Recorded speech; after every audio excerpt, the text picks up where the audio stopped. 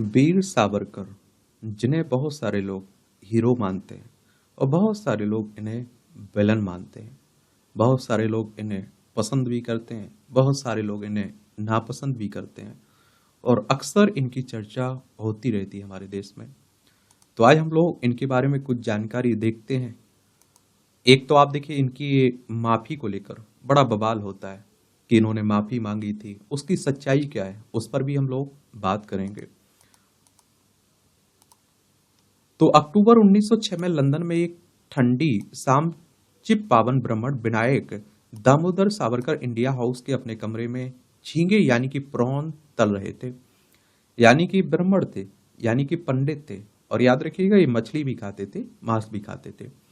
सावरकर ने उस दिन एक गुजराती वैश्य को अपने यहाँ खाने पर बुला रखा था, जो दक्षिण अफ्रीका में रह रहे भारतीयों के साथ हो रहे अन्याय के प्रति दुनिया का ध्यान आकर्षित कराने लंदन में आए हुए थे। उनका नाम था मोहनदास करमचंद गांधी। किसकी बात हो रही है? गांधी जी की बात हो रही है। गांधी सावरकर से कह रहे थे कि अंग्रेजों के खिलाफ उनकी रणनीति जरूरत से ज्यादा आक्रामक है। सावरकर ने उन्हें बीच में टोकते हुए कहा, चलिए पहले खाना खाइए। और बहुचर्चित किताब the RSS icons of the Indian right लिखने वाले नीलंजन मुखोपाध्याय बताते हैं कि उस समय महात्मा गांधी नहीं थे, सिर्फ मोहनदास करमचंद गांधी थे। तब तक भारत उनकी कर्म भूमि भी नहीं बनी हुई थी।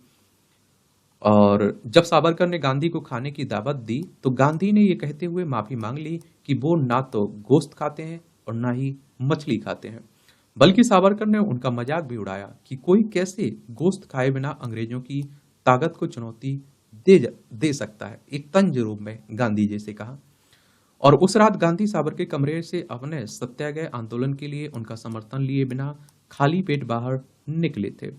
साल 1948 में महात्मा गांधी की हत्या के 6वें दिन विनायक दामोदर सावरकर को गांधी की हत्या के षड्यंत्र में शामिल होने के लिए मुंबई से गिरफ्तार कर लिया गया था। हालांकि उन्हें फरवरी 1949 में बरी भी कर दिया गया था। आरएसएस का ना होते हुए भी संघी परिवार में इज्जत, और इसे एक विडंबना ही कहा जाएगा कि कभी भी राष्ट्रीय स्वयंसेवक संघ, जो हिंदुत्व की बात करता है, हिंदू राष्ट्र की बात करता है, नागपुर में इसका हेडक्वार्टर देखने को मिलेगा। राष्ट्रीय स्वयंसेवक संघ आरएसएस और भारतीय जनसंघ के सदस्य ना रहे वीर सावरकर का नाम संघ परिवार में बहुत इज्जत और सम्मान के साथ लिया जाता है। आरएसएस के कभी सदस्य नहीं रहे, वो भारतीय जनसंघ से कभी जुड़े नहीं रहे। फिर भी आप देखते हैं कि भारतीय जनता पार्टी वाले, आरएसएस वाले उन्हें मानते हैं, बड़ी उनके बारे में बातें करते रहते हैं। और सन 2000 में वाजपेयी सरकार ने तत्कालीन राष्ट्रपति के.आर. नारायण के पास सावरकर को भारत का सर्वोच्च नागरिक सम्मान भारत रत्न देने का प्रस्ताव भेजा था, लेकिन उन्होंने उसे स्वीकार नहीं किया था। नीलंजना उप मुखोपाध्याय बताती हैं कि 26 मई 2014 को नरेंद्र मोदी शपथ लेते हैं और उसके 2 दिन बाद ही वीर सावरकर की 131वीं जयंती तिथि पड़ती है और वो संसद भवन जाकर सावरकर के चित्र के सामने सिर झुकाकर उन्हें श्रद्धांजलि देते हैं। और हमें मानना पड़ेगा कि सावरकर बहुत ही विवादास्पद शख्सियत थे। और हम नहीं भूल सकते हैं कि गांधी हत्याकांड में उनके खिलाफ केस चला था। वो छूट जरूर गए थे, लेकिन उनके जीवन काल में ही उसकी जांच के लिए कर्पूर आयोग बैठा था। उसकी रिपोर्ट में शक की सुई सावरकर से हटी नहीं थी। उस नेता को सार्वजनिक रूप से इतना सम्मान देना मोदी की तरफ से एक बहुत बड़ा प्रतीकात्मक कदम भी था। और नासिक के कलेक्टर की हत्या के सिलसिले में गिरफ्तारी उनकी हुई थी। अपने राजनीतिक विचारों के लिए सावरकर को पुणे के फर्ग्यूसन कॉलेज से निष्कासित कर दिया गया था। साल 1910 में उन्हें नासिक की कलेक्टर की हत्या में संलिप्त होने के आरोप में लंदन में गिरफ्तार भी कर लिया गया था। सावरकर पर खासा शोध करने वाले निरंजन तकली बताते हैं कि 1910 में नासिक के जिला कलेक्टर जैक्सन की हत्या के आरोप में पहले सावरकर के भाई को गिरफ्तार किया गया था। सावरकर पर आरोप था कि उन्होंने लंदन से अपने भाई को एक पिस्टल भेजी थी और जिसका हत्या में इस्तेमाल किया गया था।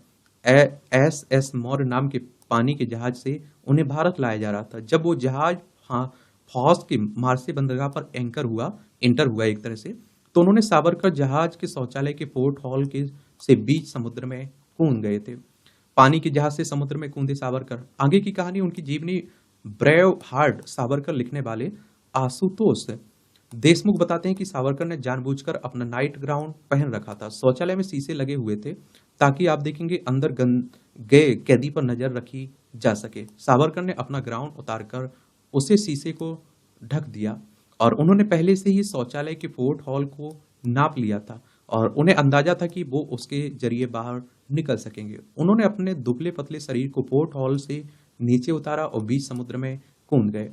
उनकी नासिक की तैरने की ट्रेनिंग काम आई और वो तट की तरफ तैरते हुए बढ़ने लगे। सुरक्षा कर्मियों ने उन पर गोलियां चलाई, लेकिन वो बच निकले। सुरक्षा कर्मियों की गिरफ्त में तो देशमुख आगे लिखते हैं कि तैरने के दौरान सावरकर को चोट लगी और उससे खूब बहने लगा खून और सुरक्षाकर्मी भी समुद्र में कूद गए और तैरकर उनका पीछा करने लगे। सावरकर करीब 15 मिनट तैरकर तट पर पहुंच गए। तट रपटीला था। पहली बार तो वो फिसले, लेकिन दूसरे प्रयास में वो जमीन पर पहुंच गए। वो तेजी से दौड़ने लगे। 1 मिनट में उन्होंने करीब 450 मीटर का फासला तय किया और उनके दोनों तरफ ट्रामें और कारें दौड़ रही थी। सावरकर करीब करीब नंगे थे और तभी उन्हें एक पुलिस वाला दिखाई दे दिया। वो उसके पास जाकर अंग्रेजी में बोले, मुझे राजनीतिक शरण के लिए मजिस्ट्रेट के पास ले चलो। तभी उनके पीछे दौड़ रही सुरक्षाकर्मी चिल्लाए, चोर चोर पकड़ो उसे। सावरकर ने बहुत प्रतिरोध किया, लेकिन कई लोगों ने मिलकर उन्हें पकड़ लिया। अंडमान की सेलुलर जेल की कोठरी नंबर 52 में। तो इस तरह सावरकर की कुछ मिनटों की आजादी खत्म हो गई और अगले 25 वर्षों तक वो किसी न किसी रूप में अंग्रेजों के कैदी भी रहे हैं और उन्हें 25-25 साल की 2 अलग-अलग सजाएं सुनाई गई। सजा काटने के लिए भारत से दूर अंडमान यानी काला पानी भेज दिया गया उन्हें और उन्हें 698 कमरों की सेलुलर जेल में 13.5 गुना 7.5 फीट की कोठरी नंबर 52 में आप देखते हैं कि रखा गया। और वहां के जेल जीवन का जिक्र करते हुए आशुतोष देशमुख वीर सावरकर की जीवनी में लिखते हैं कि अंडमान में सरकारी अफसर बग्गी में चलते थे और राजनीतिक कैदी इन बग्गियों को खींचा करते थे। वहां ढंग की सड़कें नहीं होती थी। इलाका भी पहाड़ी होता था। जब कैदी बग्गियों को नहीं खींच पाते थे तो उनको गोलियां दी जाती थी, उनकी पिटाई होती थी। परेशान करने वाले कैदियों को कई दिनों तक पनियल सूप दिया जाता था। उनके अलावा उन्हें कोकेन पीने के लिए मजबूर किया जाता था, कुनेन पीने के लिए, और इससे उन्हें चक्कर आते थे। कुछ लोग उल्टियां कर देते थे और कुछ तो को बहुत दर्द रहता था और खड़े खड़े बीड़ियां और हथकड़ियां। तो कहते हैं कि देशमुख आगे लिखते हैं कि सभी कैदियों को शौचालय ले जाने का समय नियत रहता था। शौचालय के अंदर भी उन्हें तय समय सीमा तक रहना होता था। कभी कभी कैदी को जेल के अपने कमरे के एक कोने में ही मल त्यागना पड़ जाता था। आप लोग जो आज़ादी की बात करते हैं ना, इतनी आसानी से नहीं मिला। बहुत प्रताड़ित होना पड़ा, लोगों को जान देनी पड़ी, शहीद हो जाना पड़ा। जेल की कोठरी की दीवार से मल और पेशाब की बदबू आती थी। कभी कभी कैदियों को खड़ी खड़ी ही हथकड़ियों और बेड़ियों पहनने की सजा दी जाती थी। उस दशा में उन्हें खड़े खड़ी शौचालय का इस्तेमाल करना पड़ता था। उल्टी करने के दौरान भी उन्हें बैठने की इजाजत नहीं थी। अब आप देखिए, जिसको लेकर सबसे ज्यादा आलोचना की जाती है, वरना आप देखते हैं कि अगर ये माफी की बात ना होती ना, तो वीर सावरकर सबसे महान क्रांतिकारी साबित होते। वो कहते हैं ना कि अगर आप सोचिए, पंडित जवाहरलाल नेहरू की मौत अगर 1960 के पहले हो जाती तो दुनिया के सबसे अच्छे प्रधानमंत्री वही होते। उन पर कुछ जो दाग लगे हुए ना, वो कभी ना लगते। जैसे चीन से युद्ध में हार जाने की कहते कि नेहरू की वजह से हारे थे, लोग कहते रहते ना, तो वो ना लग पाता। लेकिन यहां से सावरकर की दूसरी जिंदगी शुरू होती है और देखिए, जो पहले की जिंदगी है उनकी, उसमें वो एक तरह से पसंद करने लायक हैं और उसमें कोई दो राय नहीं होनी चाहिए। देखिए, सीधी सी बात है, बड़े क्रांतिकारी रहे हैं वो, इसमें कोई दो राय नहीं होनी चाहिए। लेकिन यहाँ से जो उनकी दूसरी जिंदगी शुरू होती 1913 से लगभग, वहां से उनकी जो उन्होंने काम किए उसको लेकर आलोचना होती रहती है। सेलुलर जेल में उनके काटे 9 साल 10 महीनों में अंग्रेजों के प्रति सावरकर के विरोध को बढ़ाने की वजह समाप्त कर दिया। यहाँ से वो अंग्रेजों के प्रति नरम पड़ने लगे। निरंजन तकले बताते हैं कि मैं सावरकर की जिंदगी को कई भागों में देखता हूं। उनकी जिंदगी का पहला किस्सा रोमांटिक क्रांतिकारी था, जिसमें उन्होंने 1857 की लड़ाई पर किताब लिखी थी। इसमें उन्होंने बहुत अच्छे शब्दों में धर्मनिरपेक्षता की वकालत भी की थी। गिरफ्तार होने के बाद असलियत से उनका सामना हुआ। 11 जुलाई 1911 को सावरकर अंडमान पहुंचे और 29 अगस्त को उन्होंने अपना पहला माफीनामा लिखा और वहां पहुंचने के 1.5 महीने के अंदर, इसके बाद 9 सालों में उन्होंने 6 बार अंग्रेजों को माफी पत्र लिखा। जेल के रिकॉर्ड बताते हैं कि वहां हर महीने 3 या 4 कैदियों को फांसी दी जाती थी। फांसी देने का स्थान उनके कमरे के बिल्कुल नीचे था। हो सकता है कि इसका सावरकर पर असर पड़ा हो। कुछ हलकों में कहा गया कि जेलर बेरी ने सावरकर को कई रियायतें भी दी थी। और एक और कैदी बरेंद्र घोष ने बाद में लिखा है कि सावरकर बंधु हमें लोगों को जेलर के खिलाफ आंदोलन करने के लिए गुपचुप त्योहार से भड़काते थे, लेकिन जब हम उनसे कहते थे खुलकर हमारे साथ आइए तो वे पीछे हो जाते थे। उनको कोई भी मुश्किल काम करने के लिए नहीं दिया गया था। इस तरह के आरोप भी लगते रहते हैं। हिंसा का रास्ता निरंजन तकले कहते हैं कि हर 15 दिन पर वहां कैदी का वजन लिया जाता था। जब सावरकर सेलुलर जेल पहुंचे तो उनका वजन 112 पाउंड था। सवा 2 साल बाद जब उन्होंने सर रेजिनॉल्ड क्रेडॉक को अपना चौथा माफी पत्र दिया तो उस समय आप देखिए उनका वजन 126 पाउंड था। इस तरह उनका 14 पाउंड वजन बढ़ा जेल में रहने के दौरान। और अपने ऊपर दया करने की गुहार करते हुए उन्होंने सावरकर से खुद को भारत की किसी जेल में भेजे जाने की प्रार्थना की थी और इसके बदले में वो किसी भी हैसियत में सरकार के लिए काम करने के लिए तैयार थे। और सावरकर ने यह भी कहा था कि अंग्रेजों द्वारा उठाए गए कदमों से उनकी संवैधानिक व्यवस्था में आस्था पैदा हुई है। उन्होंने अब हिंसा का रास्ता छोड़ दिया है। शायद इसी का परिणाम था कि काला पानी की सजा काटते हुए सावरकर को 30 और 31 मई 1919 को अपनी पत्नी और छोटे भाई से मिलने की इजाजत दी गई। जब सावरकर नरम पड़े अंग्रेजों के खिलाफ तो उन्हें रियायत दी जाने लगी, कुछ इजाजतें दी जाने लगी। और जेल से बाहर रहने के लिए बनाई थी उन्होंने ये रणनीति। बहुत सारे लोग कहते हैं कि जो ये माफी वो मांग रहे थे, माफी पत्र लिख रहे थे, वो इसलिए लिख रहे थे कि वो जेल से छूट सकें, एक तरह से जेल से बाहर आ सकें। बाद में सावरकर ने खुद और उनके समर्थकों ने अंग्रेजों से माफी मांगने को इस आधार पर सही ठहराया था कि ये उनकी रणनीति का हिस्सा था, जिसकी वजह से उन्हें कुछ रियायतें मिल सकती थी। सावरकर ने अपनी आत्मकथा में लिखा, अगर मैंने जेल में हड़ताल की होती तो मुझसे भारत पत्र भेजने का अधिकार छीन लिया जाता। मैंने वरिष्ठ पत्रकार Indira Gandhi centre of arts के प्रमुख राय बहादुर राय से पूछा कि आखिर भगत सिंह के पास भी माफी मांगने का विकल्प था, लेकिन उन्होंने ऐसा नहीं किया। तब सावरकर के पास ऐसा करने की क्या मजबूरी थी? कुछ लोग आप देखते हैं कि जो कहते हैं कि भगत सिंह के पास भी तो माफी मांगने का ऑप्शन था, विकल्प था, उन्होंने क्यों नहीं मांगी? सावरकर ने क्यों मांगी? सावरकर की क्या मजबूरी थी?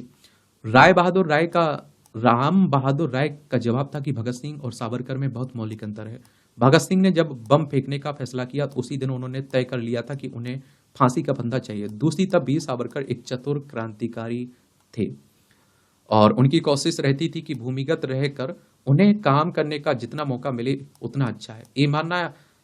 मेरा मानना ये है कि सावरकर इस पचड़े में नहीं पड़े कि उनके माफी मांगने पर लोग क्या कहेंगे। उनकी सोच ये थी कि अगर वो जेल के बाहर रहेंगे, वो जो करना चाहेंगे वो कर सकेंगे। और सावरकर की हिंदुत्व की अवधारणा, तो अंडमान से वापस आने के बाद सावरकर ने एक पुस्तक लिखी, हिंदुत्व हु इज हिंदू, जिसमें उन्होंने पहली बार हिंदुत्व को एक राजनीतिक विचारधारा के तौर पर इस्तेमाल किया। निरंजन मुखोपाध्याय बताते हैं कि हिंदुत्व को वो एक राजनीतिक घोषणा पत्र के तौर पर इस्तेमाल करते थे और हिंदुत्व की परिभाषा देते हुए वो कहते हैं कि इस देश का इंसान मूलतः हिंदू है। इस देश का नागरिक वही हो सकता है जिसकी पितृभूमि, मातृभूमि और पुण्य भूमि यही हो। पितृ और मातृभूमि तो किसी की भी हो सकती है, लेकिन पुण्य भूमि तो सिर्फ हिंदुओं, सिख, बौद्ध और जैनियों की हो सकती है। मुसलमान और ईसाइयों को की तो एक पुण्य भूमि नहीं है और इस परिभाषा के अनुसार मुसलमान और ईसाई तो इस देश के नागरिक कभी हो ही नहीं सकते हैं। एक सूरत में वो हो सकते हैं अगर वो हिंदू बन जाए। वो इस विरोधाभास को कभी नहीं समझा पाए कि आप हिंदू रहते हुए भी अपने विश्वास या फिर धर्म को मानते रहें। अंग्रेजों के साथ समझौता, तो 1924 में सावरकर को पुणे की यरवदा जेल से 2 शर्तों के आधार पर छोड़ दिया गया। एक तो वो किसी राजनीतिक गतिविधि में हिस्सा नहीं लेंगे और दूसरा वो रत्नागिरी के जिला कलेक्टर की अनुमति के लिए बिना अनुमति के बाहर नहीं जाएंगे जिले से। निरंजन तकली बताते हैं कि सावरकर ने वायसराय लिनलेथगो के साथ लिखित समझौता किया था। उन दोनों का समान उद्देश्य है गांधी और कांग्रेस मुसलमानों का विरोध करना।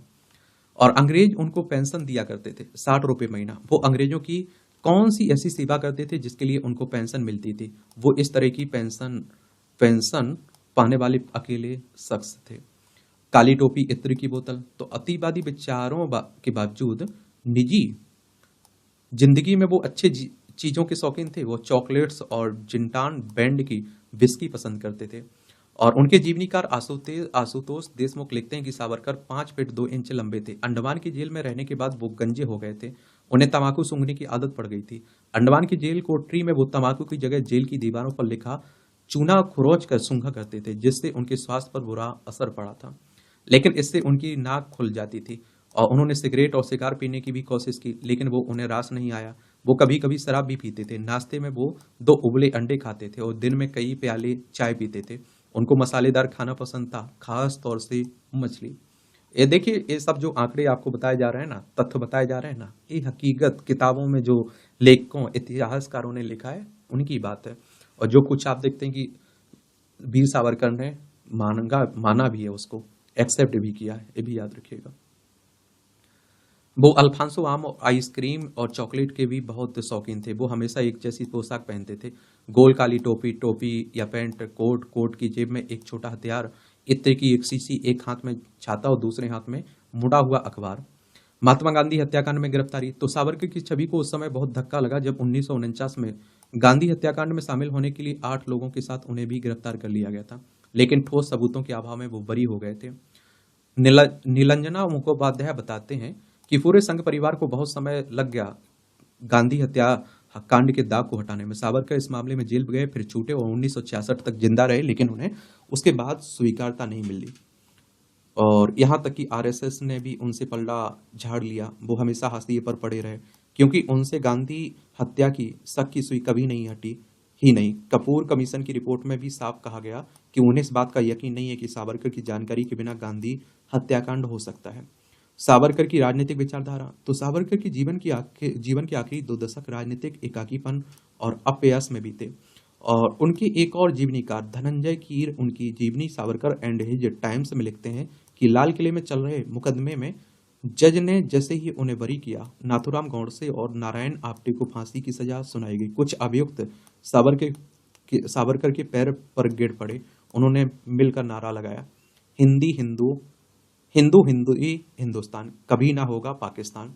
राम बहादुर राय कहते हैं कि दरअसल उन पर आखिरी दिनों में जो कलंक लगा, उसने सावरकर की विरासत पर अंधकार का बादल डाल दिया। दुनिया में शायद ही कोई ऐसा उदाहरण मिले जो क्रांतिकारी कवि भी हो, साहित्यकार भी हो, अच्छा लेखक भी हो। अंडमान की जेल में रहते हुए पत्थर के टुकड़ों को कलम बनाकर जिसने 6000 कविताएं दीवार पर लिखी और उनकी कंठस्थ किया। यही नहीं, 5 मौलिक पुस्तकें वीर सावरकर के खाते में हैं, लेकिन इसके बावजूद जब सावरकर महात्मा गांधी की हत्या से जुड़ जाते हैं तो सावरकर समाप्त हो जाते हैं और उनकी राजनीतिक विचारधारा वह सूख भी जाती है। ए पोलराइजिंग फिगर। तो 1966 में अपनी मृत्यु के कई दशकों बाद भी भारतीय राजनीति में वीर सावरकर एक पोलराइजिंग फिगर हैं। या तो वो आपके हीरो हैं या फिर विलन है। निरंजन तकले कहते हैं कि साल 2014 में संसद के सेंट्रल हॉल में जब नरेंद्र मोदी सावरकर के चित्र को सम्मान देने वहां पहुंचे तो उन्हें अनजाने में अपनी पीठ महात्मा गांधी की तरफ कर ली, क्योंकि गांधी जी का चित्र उनके ठीक सामने लगा था। ये आज की राजनीति की वास्तविकता है। अगर आपको सावरकर को सम्मान देना है तो आपको गांधी की विचारधारा की तरफ पूरी तरह से पीठ घुमानी ही पड़ेगी। अगर आपको गांधी को स्वीकारना है तो आपको सावरकर की विचारधारा को नकारना होगा। शायद ये सही वजह है कि सावरकर अभी भी भारत में एक पोलराइजिंग फिगर है। और बाकी आप देखते हैं कि इस तरह की स्थिति में पोजीशन पर कोई पहुंचता है तो पसंद करने वाले भी होते हैं, लोग नापसंद करने वाले भी होते हैं। और ठीक है, आलोचना भी करते रहते हैं। अब अपना अपना सोचने का है। गांधी की भी तो आलोचना होती है। गांधी के को भी आप देखते हैं कि लोग पसंद भी करते हैं, नापसंद भी करते हैं। भीमराव अम्बेडकर को लोग पसंद करते हैं, नापसंद करते हैं। समझ रहे हैं आप लोग? करते रहते हैं, चलता रहता है। आप क्या सोचते हैं? अपनी राय आप लोग नीचे दे सकते हैं। और किसी के बारे में बात करनी हो तो उसके बारे में भी हम लोग बात कर लेंगे। आप बता सकते हैं नाम। धन्यवाद।